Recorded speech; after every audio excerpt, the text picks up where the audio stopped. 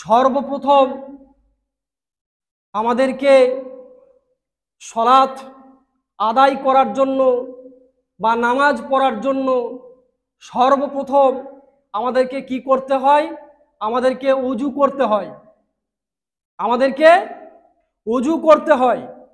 তো আমরা যখন সলাত বা নামাজ পড়তে আসি, কেউ কেউ আমরা বাড়ি থেকে ওযু করে আসি, আবার কেউ কেউ আমরা মসজিদে এসে সলাতের জন্য ওযু করি। তো সর্বপ্রথম আমাদের সলাতের জন্য যেটা জরুরি সেটা হচ্ছে আমাদের পূর্ণভাবে সঠিকভাবে আমাদেরকে ওযু করতে হবে। তো আসুন সর্বপ্রথম আমরা সলাতের জন্য যখন আমরা মসজিদে প্রবেশ করব, তখন মসজিদের যে দোয়া রয়েছে, নির্দিষ্ট যে দোয়া রাসূলুল্লাহ সাল্লাল্লাহু আলাইহি ওয়াসাল্লাম তিনি আমাদেরকে শিক্ষা দিয়েছেন, সেই দোয়া আমরা পড়ে মসজিদে প্রবেশ করলাম। তারপরে আমাদেরকে কি করতে হবে? আমাদেরকে ওযু করতে হবে। আর যিনারা আমরা বাড়ি থেকে ওযু করে আসি, আমরা মসজিদে প্রবেশ করব, তো আসুন সর্বপ্রথম আমাদেরকে ওযু করতে হবে। তো ওযু করার আগে আবার আমাদেরকে কি করতে হবে? নিয়ত করতে হবে। প্রত্যেকটি কাজের শুরুতে নিয়ত অপরিহার্য, আমাদেরকে নিয়ত করতে হবে। মুসলিম সুদী কয়েকদিন আগে একটি মাইয়াত ছিল জানাজার, যেনারা পড়তে গেছেন তেনারা হয়তো বুঝতে পারবেন যে এক ব্যক্তি বলেছিল যে যখন কোনো কাজ করার আগে নিয়ত করতে হয়, তো তিনি বলেছিল যে নিয়তটি দুইভাবে করা যায়। এক হচ্ছে মনে সংকল্প বা মুখে উচ্চারণও করা যায়, সে বলেছিল। তো যাই হোক মুসলিম সুদী, নিয়ত শব্দের অর্থই হচ্ছে মনে সংকল্প করা, মনে মনে সংকল্প করা, মুখে উচ্চারণ করা। সেটা আরবিতে হোক কিংবা বাংলাতেই হোক, যদি মুখে উচ্চারণ করা হয় তাহলে সেটা হয়ে যাবে কি? সেটা হয়ে যাবে বিদআত, সেটা হয়ে যাবে প্রত্যাখ্যাত, সেটা হয়ে যাবে অগ্রহণযোগ্য, সেটা হয়ে যাবে মারদুদ, সেটা মহান আল্লাহ সুবহানাহু ওয়া তাআলার দরবারে কবুল হবে না। তাই প্রত্যেকটি কাজের শুরুতে আমরা যখন নিয়ত করব, তো সেই নিয়তটা আমরা কিভাবে করব? সেই নিয়তটা আমরা মনে মনে করব। মনের সংকল্প করাই হচ্ছে কি?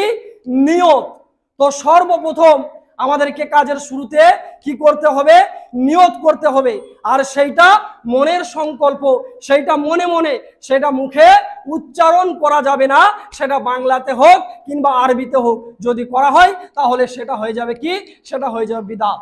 তো আসুন সর্বপ্রথম ওযু করার জন্য আমরা মনে মনে সংকল্প করলাম, মনে মনে আমরা নিয়ত করলাম। তারপরে নিয়ত করার পর আমাদেরকে কি করতে হবে? আমাদেরকে বিসমিল্লাহ বলতে হবে। বিসমিল্লাহ বলে আমাদেরকে কাজ শুরু করতে হবে। বিসমিল্লাহ বলে আমরা এবার ওযু শুরু করব। এবার আসুন ওযু শুরু কিভাবে আমরা করব? সর্বপ্রথম আমরা ডান হাতে পানি নিয়ে 2 হাত কবজি পর্যন্ত ভালোভাবে ধৌত করব। ভালোভাবে লক্ষ্য করবেন, আমাদের মধ্যে যে ভুল ত্রুটিগুলি থাকে আজ সেগুলি বলার চেষ্টা করব।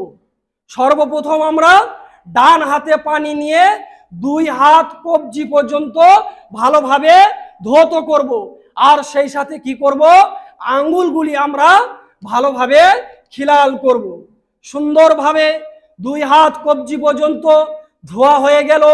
তারপরে আমরা মুখে পানি নিব।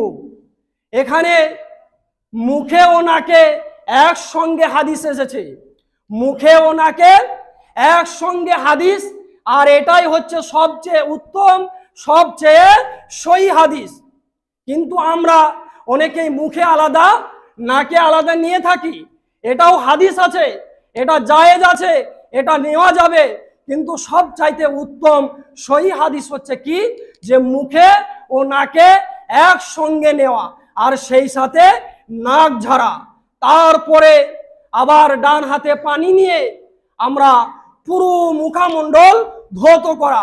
মুখমণ্ডল কিভাবে ধৌত করতে হবে?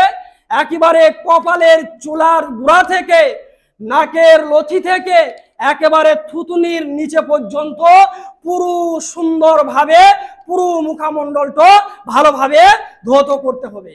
তারপরে আমাদের যেটা কাজ সেটা হচ্ছে কি, ডান হাতটি কনুই পর্যন্ত ভালোভাবে সুন্দরভাবে ধৌত করতে হবে। তারপরে বাম হাতটি কনুই পর্যন্ত সুন্দরভাবে ভালোভাবে ধৌত করতে হবে। তারপরে এক অঞ্জলি পানি নিয়ে মাথা মাসা করতে হবে, আর সেই সাথে শাহাদাতের আঙুল দ্বারা কানের পেট ও বুড়ো আঙুল দ্বারা কানের পিঠ মাসা করতে হবে। তারপরে ডান পা ভালোভাবে সুন্দরভাবে ধৌত করতে হবে, সেই সাথে পায়ের আঙুলগুলো খিলাল করতে হবে। তারপরে বাম পা ভালোভাবে ধৌত করতে হবে, সেই সাথে আঙুলগুলো খিলাল করতে হবে। তারপরে শেষে কি করতে হবে, যদি আমাদের কোনো সন্দেহ থেকে যায় যে প্রসাব করতে গেলাম তখন হয়তো প্রসাবের ছিটা লেগেছে কিনা, লুঙ্গিতে কিংবা হাতে পায়ে লেগে গেছে কিনা, এইরকম যদি কোনো সন্দেহ থেকে যায় বা যদি সন্দেহ থাকে, তাহলে হালকা পানি নিয়ে আমরা লজ্জা স্থানে সেই লুঙ্গির ওপরে হোক পাজামার ওপরে হোক আমরা হালকা করে ছিটিয়ে নিব। এবার আসুন এই অঙ্গগুলি কতবার করে ধৌত করতে হবে।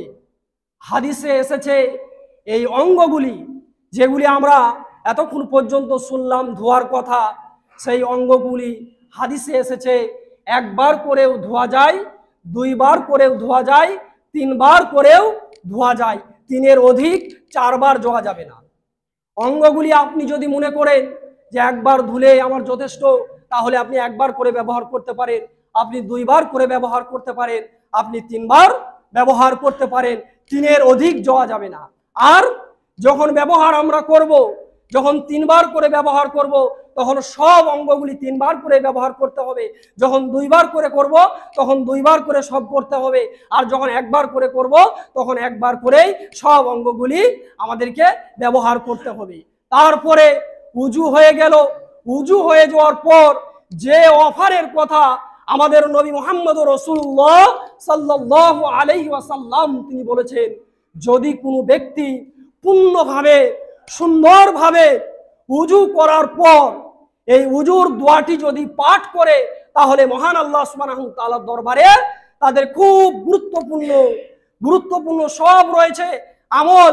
এই আমলটি যদি কোনো ব্যক্তি জারি রাখতে পারে, তাহলে মহান আল্লাহ সুবহানাহু ওয়া তাআলার কাছে সে মহা পুরস্কার পেয়ে যাবে। হাদিস কোথায় পাবেন? হাদিস আপনি পাবেন সহিহ মুসলিম প্রথম খণ্ড 209 নম্বর হাদিস। আপনি হাদিস পাবেন সহিহ তিরমিজি, আলবানী রাহমাহুল্লাহ হাদিসটিকে সহিহ বলেছেন, সেই গ্রন্থেও আপনি হাদিসটি পাবেন। হাদিসটি সহিহ মুসলিমেও আপনি পেয়ে যাবেন। আল্লাহ রাসূল সাল্লাল্লাহু আলাইহি ওয়াসাল্লাম তিনি বলেছেন, যদি কোনো ব্যক্তি উজুর শেষে এই দোয়া বলে, আশহাদু আল্লা ইলাহা ইল্লাল্লাহু ওয়াহদাহু লা শারীকা লাহু ওয়া আশহাদু আন্না মুহাম্মাদান আবদুহু ওয়া রাসূলুহু, আল্লাহুম্মা ইজআলনি মিনাত তাওয়াবিনা ওয়াজআলনি মিনাল মুতাত্তাহিরিন। মহান আল্লাহ সুবহানাহু ওয়া তাআলা রাসূল নবী মুহাম্মদুর রাসূলুল্লাহ সাল্লাল্লাহু আলাইহি ওয়াসাল্লাম তিনি আমাদেরকে এই দোয়া শিক্ষা দিয়েছেন। এর অর্থ কি? আমি সাক্ষী দিচ্ছি মহান আল্লাহ সুবহানাহু ওয়া তাআলা ছাড়া সত্য কোনো মাবুদ নেই, আর তিনার কোনো অংশীদার নেই, তিনি একক। আমি আরো সাক্ষ্য দিচ্ছি মুহাম্মদুর রাসূলুল্লাহ সাল্লাল্লাহু আলাইহি ওয়াসাল্লাম তার বান্দা ও রাসূল। আল্লাহুম্মা ইজআলনি মিনাত তাওয়াবিনা ওয়াজআলনি মিনাল মুতাত্তাহিরিন। হে আল্লাহ সুবহানাহু ওয়া তাআলা, তুমি আমাকে তওবাকারী ও ক্ষমা প্রার্থনা পবিত্রতা অর্জনকারীর অন্তর্ভুক্ত আমাকে তুমি করে দাও। এই দোয়া পড়ার পর যদি কোনো ব্যক্তি মসজিদে প্রবেশ করে সালাতের জন্য, নবী মুহাম্মদ রাসূলুল্লাহ সাল্লাল্লাহু আলাইহি ওয়াসাল্লাম তিনি বলছেন, মহান আল্লাহ সুবহানাহু ওয়া তাআলা তার জন্য জান্নাতের 8টি দরজা খুলে দিবে। সহিহ বুখারী মুসলিমের হাদিস। সহিহ মুসলিমের হাদিসটি দেখে নেবেন, প্রথম খণ্ড 209 নম্বর হাদিস। আল্লাহ রসুল বলছেন যে তার জন্য মহান আল্লাহ সুবহানাহু ওয়া তাআলা জান্নাতের 8টি দরজা খুলে দিবে, সে যে দরজাতে ইচ্ছা সে প্রবেশ করবে। আল্লাহু আকবার। দেখেন কত গুরুত্বপূর্ণ আমল। এই আমল যদি কেউ আমরা জারি রাখতে পারি, এই আমল যদি কেউ আমরা ধারাবাহিকতা রাখতে পারি, তাহলে কাল কিয়ামতের মাঠে মহান আল্লাহ সুবহানাহু ওয়া তাআলার কাছে এই মহা পুরস্কার আমরা জিতে নিব। তাই আমরা সকলে চেষ্টা করব এই উজুর শেষের দোয়াটি আমরা মুখস্থ করে নেওয়া, আমরা দোয়াটি মুখস্থ করে নেওয়ার চেষ্টা করব। মহান আল্লাহ সুবহানাহু ওয়া তাআলা আমাদেরকে এই তৌফিক দান করুন। সকলে বলুন আমিন। এবার আসুন, দোয়া পড়া হয়ে গেল। মসজিদে সলাতের জন্য মসজিদে প্রবেশ করবেন, মসজিদে ঢুকলেন, আমাদের যেটা আমাদের ভুল দেখা যায় আমাদের সমাজে, অনেক ব্যক্তি অনেক মানুষ কি করে মসজিদে এসে সরাসরি বসে পড়ে, সুন্নতের কোনো ধার ধারে না, সুন্নতের কোনো প্রয়োজন মনে করে না। অথচ আল্লাহ রসুল সাল্লাল্লাহু আলাইহি ওয়াসাল্লাম কত গুরুত্ব দিয়েছে মসজিদের মর্যাদা রক্ষা করার, কত হুঁশিয়ারি বাণী। আপনি শুনুন, আপনি হাদিস পেয়ে যাবেন সহিহ বুখারী মুসলিমের হাদিস, আপনি হাদিসটি পেয়ে যাবেন সহিহ বুখারীতে 63 পৃষ্ঠার মধ্যে। আল্লাহ রসুল সাল্লাল্লাহু আলাইহি ওয়াসাল্লাম স্পষ্টভাবে জানিয়ে দিয়েছেন। হাদিসের বর্ণনাকারী আবু কাতাদা রাদিয়াল্লাহু তাআলা আনহু তিনি বলেন, আন্না রাসূলুল্লাহ সাল্লাল্লাহু আলাইহি ওয়াসাল্লাম ইযা দাখালা আহাদুকুমুল মসজিদ ফালিয়ারকা রাকাতাইন ক্বাবলা আন ইয়াজলিস। আল্লাহ রাসূল সাল্লাল্লাহু আলাইহি ওয়াসাল্লাম তিনি বলেছেন, তোমাদের মধ্যে যে কেউ যখন মসজিদে প্রবেশ করবে সে যেন বসার পূর্বে, বসার আগে সে যেন 2 রাকাত সালাত আদায় করে নেয়, 2 রাকাত সালাত সে যেন পড়ে নেয়, তারপর সে যেন বসে।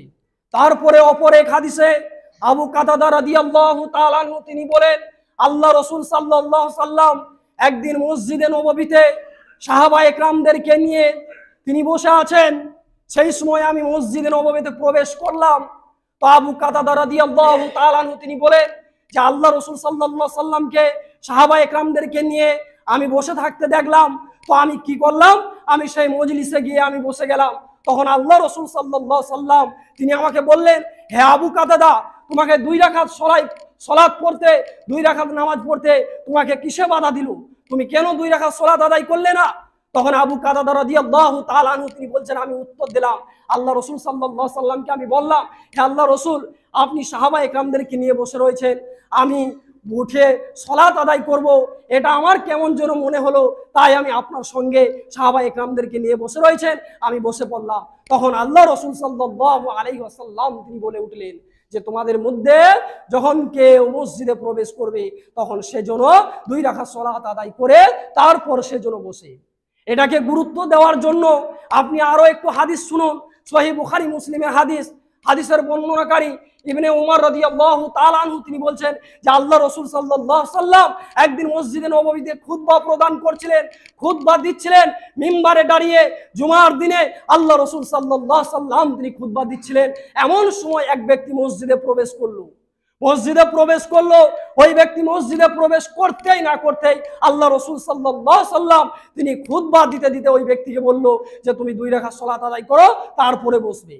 আল্লাহ রাসূল সাল্লাল্লাহু আলাইহি ওয়াসাল্লাম তিনি খুতবা দিচ্ছেন, আর এই খুতবা দিতে দিতে এই কথা ওই ব্যক্তিকে বললেন। তাহলে দেখেন মসজিদের কত মর্যাদা রয়েছে, মসজিদের কত হক রয়েছে। আমরা কিন্তু আল্লাহ রাসূল সাল্লাল্লাহু আলাইহি ওয়াসাল্লামের এই সুন্নতকে কেউ ফলো করি না। আমরা সরাসরি ভাবে অনেক ব্যক্তিকে দেখা যায় যে সরাসরি ভাবে এসে সে মসজিদে প্রবেশ করে মসজিদে বসে যায়, অথচ সলাতের এখনো 5 মিনিট 7 মিনিট 10 মিনিট বাদ রয়েছে সলাত জামাত হওয়ার জন্য, অথচ সে এসে সরাসরি মসজিদে বসে যায়। মুসলিম সুদি যদি আমরা সরাসরি এসে বসে যাই তাহলে মসজিদের মর্যাদাকে নষ্ট করা হবে, মসজিদের যে আদব, মসজিদের যে হক, মসজিদের যে দাবি সেটাকে কি করা হবে, সেটাকে নষ্ট করা হবে। তাই আমাদের প্রত্যেকে উচিত হবে যে আল্লাহ রাসূল সাল্লাল্লাহু আলাইহি ওয়াসাল্লামের জোরালো সুন্নত অনুযায়ী আমাদেরকে 2 রাকাত সালাত আদায় করতে হবে, তারপরে বসতে হবে। তারপরে আসুন এখানে আরেকটি কথা বলে নি।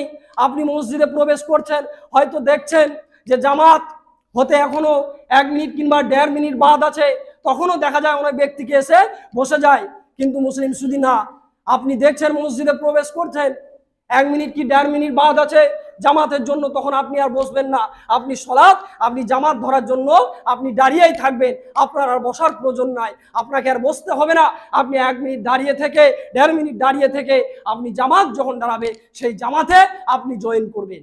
তারপরে আসুন, আমাদের সমাজে আরেকটি ভুল যেটা দেখা যায়, খুব মারাত্মক ভুল, যে কথা আমি শতবার বলেছি, মুসলিম সুদি যখন জামাতে মুয়াজ্জিন যখন একামত দেয় তখন দেখা যায় মানুষ কি করে, মানুষ সালাত আদায় করতে থাকে, হয়তো সে টাইম দিকে লক্ষ্য করে নেয় কিংবা টাইমের দিকে হয়তো বুঝতে পারেনি, সে দাঁড়িয়ে গেছে। ঠিক কথা, আপনি দাঁড়িয়ে গেছেন, আপনি টাইম বুঝতে পারেননি যে জামাত হবে হয়তো 10-এ, আপনি হয়তো এসেই আপনি দাঁড়িয়ে গেছেন, আর তখন জামাতের সময় হয়ে গেছে, আপনার 1 রাকাত সুন্নত পড়া হয়েছে, কিংবা 1 রাকাত পড়ার পর আপনি হয়তো 2 রাকাতের কোনো রুকুতে রয়েছেন, কিংবা কোনো সিজদাতে রয়েছেন, কিংবা আপনি তাশাহুদে রয়েছেন, তখন জামাতে দাঁড়িয়ে গেছে, ইমাম সাহেব দাঁড়িয়ে গেছে, মুয়াজ্জিন তাকবীর দিতে একামত দিতে শুরু করেছে, তখন আপনি কি করবেন? তো আমাদের সমাজে দেখা যায় অনেক মানুষকে যে সেই 2 রাকাত সালাত যে সুন্নত যে পড়ছে সেটাকে পুরো শেষ করে তারপরে সে জামাত ধরে। এটা কিন্তু আল্লাহ রাসূল সাল্লাল্লাহু আলাইহি ওয়াসাল্লামের একেবারে সুন্নত বিরোধী, একেবারে সুন্নত বিরোধী। যখনই মুয়াজ্জিন সালাতের জন্য একামত দিতে শুরু করবে, তাকবীর দিতে শুরু করবে, তখনই আপনি যে অবস্থায় আছেন, আপনি যেখানে আছেন, যে প্রান্তে আছেন, আপনি মসজিদের মধ্যে, আপনাকে তাড়াতাড়ি এসে জামাত ধরতে হবে, আপনাকে জামাতে দাঁড়াতে হবে। আপনি সালাত আদায় করছেন, রুকুতে আছেন, সিজদাতে আছেন, যে কোনো অবস্থায় আছেন, আপনাকে সেই সালাত ছেড়ে দিতে হবে, জামাত ধরতে হবে। সেই সালাতের সব আপনি মহান আল্লাহ রাব্বুল আলামিনের কাছে পেয়ে যাবেন। সেই সময় কিন্তু আপনাকে কোনো ব্যক্তি, ইমাম সাহেব কিংবা মুয়াজ্জিন কোনো ব্যক্তি আপনাকে বলবে না যে আপনি সালাত ছেড়ে দেন, সালাতের জন্য একামত হয়ে গেছে, আপনি সুন্নত নামাজ ছেড়ে দেন, এই কথা আপনাকে বলবে না। আপনাকে তাড়াতাড়ি সেই সালাত ছেড়ে দিয়ে আপনাকে জামাতে দাঁড়াতে হবে। মুসলিম সুদি, এটা অবশ্যই অবশ্যই আমাদেরকে খেয়াল রাখতে হবে। অনেক ব্যক্তিকে দেখা যায় কোনো ওয়াক্তে লয় কোনো ওয়াক্তে যে সে সুন্নত আদায় করছে, অথচ মুয়াজ্জিন একামত দিয়ে ইমাম সাহেব নামাজে দাঁড়িয়ে গেছে, অথচ সে সুন্নত পড়েই গেছে, সে সুন্নত তাশাহুদে বসেই আছে, 2 দিকে 2 জন দাঁড়িয়ে আছে, মাঝে সে ফাঁক করে সে দাঁড়িয়ে আছে। মুসলিম সুদি, এটা আল্লাহ রাসূল সাল্লাল্লাহু আলাইহি সাল্লামের সুন্নত বিরোধী। আপনি তো সেই সালাতের সওয়াব পেয়ে যাচ্ছেন, আপনি সেই সুন্নত নামাজ ছেড়ে দেন, আপনি জামাতে দাঁড়িয়ে যান। তারপরে আরেকটা যেটা ভুল আমাদের সমাজে দেখা যায়, বিশেষ করে যুবক ভাইদেরকে, যে তারা সুন্নতে তো কোনো গুরুত্বই দেয় না। যখন মুয়াজ্জিন যখন সালাতের জন্য একামত দেয়, তখন দেখবেন মসজিদের এই কোণে ওই কোণে বসে থাকতে সে আর উঠতেই চায় না, অবশেষে সে পাইটি করে এসে শেষে দাঁড়ায়। মুসলিম সুদি, আপনি এত সুনকালে এসে আপনি সালাতের প্রথম কাতারে দাঁড়াবেন, এর মর্যাদা রয়েছে, এর সব রয়েছে, অথচ আপনি লাস্টে কেন দাঁড়াবেন? আপনি লাস্টে কেন দাঁড়াবেন? তাই মুসলিম সুদি, এগুলি আমাদেরকে অবশ্যই অবশ্যই খেয়াল রাখতে হবে যে যখনই মুয়াজ্জিন একামত দিতে শুরু করবেন, আপনি মসজিদের যে প্রান্তে যেখানে আপনি থাকুন না কেন, আপনার কর্তব্য আল্লাহ নবী মুহাম্মদ রাসূলুল্লাহ সাল্লাল্লাহু আলাইহি ওয়াসাল্লামের সুন্নাহ অনুযায়ী আপনাকে একামত জবাব দিতে হবে, আপনাকে সালাতের জামাতে আপনাকে দাঁড়াতে হবে, একামত জবাব দিতে হবে। কেননা একামত জবাব দেওয়ারও বহু সব রয়েছে, আমরা হাদিস থেকে যেটা বুঝতে পারি। তাই মুসলিম সুদি, আমাদের এই খারাপ অভ্যাসগুলি অবশ্যই অবশ্যই আমাদেরকে পরিত্যাগ করতে হবে, আমাদেরকে ছাড়তে হবে। তারপরে আসুন আরেকটি আমাদের সমাজে যেটা দেখা যায়, আল্লাহ নবী মুহাম্মদ রাসূলুল্লাহ সাল্লাল্লাহু আলাইহি ওয়াসাল্লামের সুন্নাহ বিরোধী। সহিহ বুখারী মুসলিমের হাদিস, আল্লাহ রাসূল সাল্লাল্লাহু আলাইহি ওয়াসাল্লাম তার বাড়ি মসজিদের কাছে ছিল, মসজিদে নববীতে এক ব্যক্তি উচ্চ স্বরে কথা বলে উঠলো, তখন আল্লাহ রাসূল সাল্লাল্লাহু আলাইহি ওয়াসাল্লাম বাড়ি থেকে এসে ওই ব্যক্তিকে ধমক দিয়েছিলেন। আর পাশ থেকে উমর ফারুক রাদিয়াল্লাহু তাআলা আনহু তিনি কি বলেছিলেন জানেন? উমর ফারুক রাদিয়াল্লাহু তাআলা আনহু তিনি বলেছিলেন যে তুমি যদি এই মদিনা শহরের বাসিন্দা হতে, তাহলে তোমাকে এর পরিবর্তে আমি কি করতাম? আমি শাস্তি দিতাম। তুমি শুধুমাত্র এই মদিনা শহরের বাসিন্দা নও বলে মসজিদে উচ্চ স্বরে কথা বলার কারণে। মানে আল্লাহ রাসূল সাল্লাল্লাহু আলাইহি ওয়াসাল্লাম এই সুন্নাহগুলি কত তাকিদ দিয়ে বলেছে দেখেন, মসজিদের মর্যাদা রক্ষা করার জন্য। তাই মসজিদে উচ্চ স্বরে কথা বলাও যাবে না, মসজিদে উল্টাপাল্টা কথা বলাও যাবে না, মসজিদে গীবত পরনিন্দা পরচর্চা করাও যাবে না। মসজিদে আপনি সালাত আদায় করতে এসেছেন, আপনি সালাত আদায় করবেন। মসজিদের যে প্রয়োজনীয় কথা রয়েছে সেই কথাগুলি আপনি বলবেন। আপনি মসজিদে গীবত, পরনিন্দা, পরচর্চা করতে পারবেন না। মসজিদে আপনি উচ্চ স্বরে কথা বলতে পারবেন না। এগুলি আল্লাহ রাসূল সাল্লাল্লাহু আলাইহি ওয়াসাল্লামের একেবারে সুন্নাহ বিরোধী। তারপরে আমাদের সমাজে আরেকটি সালাতের মধ্যে যেটা ভুল ত্রুটি দেখা যায়, যে ভুল ত্রুটিগুলি আমার বা অন্য লোকের চোখে পড়ে, যারা আমাকে বলে, সেই ভুল ত্রুটিগুলি আজ আমি আপনাদের সম্মুখে আলোচনা করছি। আরেকটা ভুল যেটা আমাদের সালাতের মধ্যে দেখা যায়, অনেক মানুষ যখন রুকু থেকে উঠে সিজদায় যখন যায় তখন অনেক মানুষের হাঁটু আগে যায়। এটা আল্লাহ রাসূল সাল্লাল্লাহু আলাইহি ওয়াসাল্লামের সুন্নাহ নয়। সিজদার জন্য কোনো ব্যক্তির হাঁটু আগে যাবে না, এটা আল্লাহ রাসূল সাল্লাল্লাহু আলাইহি ওয়াসাল্লামের সুন্নাহ নয়। আল্লাহ রাসূল সাল্লাল্লাহু আলাইহি ওয়াসাল্লামের সুন্নাহ হচ্ছে কি, হাত আগে যাবে। আর হাত আগে যাওয়া এটাই আল্লাহ নবীর সুন্নাহ, হাঁটু আগে যাবে না। আর এমনি স্বাভাবিকভাবে দেখবেন হাঁটু যদি আগে নিয়ে যান তাহলে কেমন একটা পড়ে যাওয়ার ভয় থাকে। কিন্তু অনেক মানুষকে দেখা যায় তারা বয়স্ক হয়ে গেছে অথচ তাদের সিজদায় হাঁটু আগে নিয়ে যেতে হবে। তারা লাঠিয়ে পড়িয়ে যা ঠিক আছে, কিন্তু হাঁটু আগে নিয়ে যেতে হবে। মুসলিম শুধু জেনে রেখে দেন, আল্লাহ নবী মুহাম্মদ রাসূলুল্লাহ সাল্লাল্লাহু আলাইহি ওয়াসাল্লামের সুন্নাহ হচ্ছে রুকু থেকে উঠে যখন সিজদায় যাবেন তখন হাত আগে যাবে, তারপরে হাঁটু। হাত আগে মাটিতে পড়বে, তারপরে হাঁটু। আল্লাহ নবী মুহাম্মদ রাসূলুল্লাহ সাল্লাল্লাহু আলাইহি ওয়াসাল্লাম, সহিহ বুখারী মুসলিমের হাদিস, সহিহ বুখারী আপনি 63 পৃষ্ঠার মধ্যে পেয়ে যাবেন। হাদিসের বর্ণনাকারী আবু হুরায়রা রাদিয়াল্লাহু তাআলা আনহু তিনি বলেন, আল্লাহ রাসূল সাল্লাল্লাহু আলাইহি ওয়াসাল্লাম তিনি বলেছেন, তোমরা যখন রুকু থেকে উঠে সিজদায় যাবে তখন তোমাদের উটের সিট দ্বারা উট যখন দাঁড়িয়ে থেকে যখন বসে উটের মতো তোমরা আগে হাঁটু দুটিকে নিয়ে যাও না, আগে হাত দুটিকে নিয়ে যেতে হবে।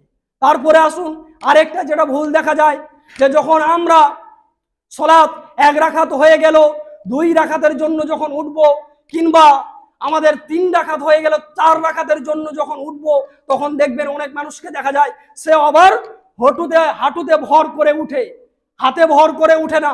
মুসলিম শুধু এটাও আল্লাহ নবী মুহাম্মদ রাসূলুল্লাহ সাল্লাল্লাহু আলাইহি ওয়াসাল্লামের সুন্নাহ নয়। তাহলে আল্লাহ নবী মুহাম্মদ রাসূলুল্লাহ সাল্লাল্লাহু আলাইহি ওয়াসাল্লামের সুন্নাহ কি, আপনি যখন সিজদা থেকে 2 রাকাতের জন্য কিংবা 3 রাকাতের জন্য যখনই আপনি সিজদা থেকে যখনই আপনি আবার উঠবেন তখন আপনার হাত দুটি ভর করে উঠতে হবে।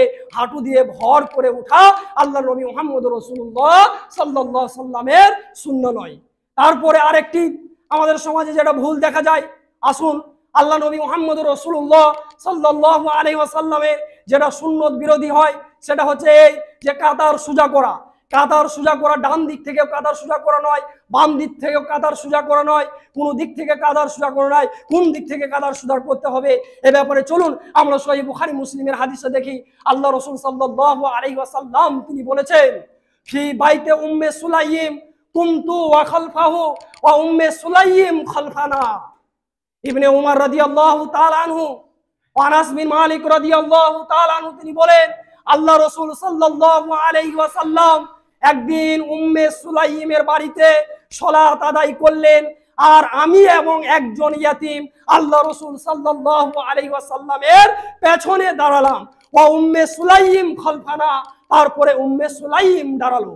অত্র হাদিস থেকে যেটা বোঝা যায় সেটা হচ্ছে এই যে ইমাম সাহেব যেখানে দাঁড়াবে সেই সোজা করে এই দিক থেকে ডান দিক থেকে বাম দিক থেকে এইভাবে ইমাম সাহেব যেখানে সোজাসুজি দাঁড়াবে তার ডান বামে একের পর এক দাঁড়িয়ে যাবে। এভাবে কাতার সোজা করতে হবে। এটাই হচ্ছে আল্লাহ নবী মুহাম্মদ রাসূলুল্লাহ সাল্লাল্লাহু আলাইহি ওয়াসাল্লামের সুন্নাহ।